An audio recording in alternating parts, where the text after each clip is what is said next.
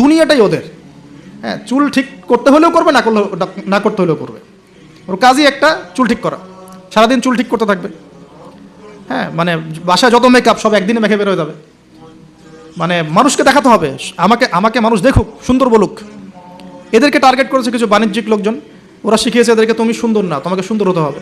ব্যাস snow powder শুরু হলো তারপর থেকে। ওকে আগে বুঝাইছে, মাথার মধ্যে ঢুকাইছে তুমি সুন্দর না, তোমাকে আরও সুন্দর হতে হবে।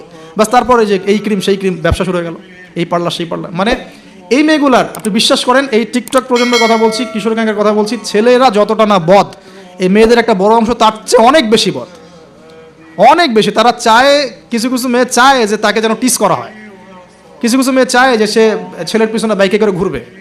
এখন রাতের বেলা বা অন্য কোনো সময় যদি এই ছেলে 4-5টা মিলে এখন এই মেয়েটাকে রেপ করে ফেলায়, এখানে কি সম্পূর্ণ দোষ শুধুমাত্র ছেলেটারই? আমাকে অ্যান্সার দেন দেখি। ওই মেয়েটা কেন ওখানে ঘুরতে গেল ওর সাথে? ওর বাবা কি করছিল? ওর ভাই কি করছিল?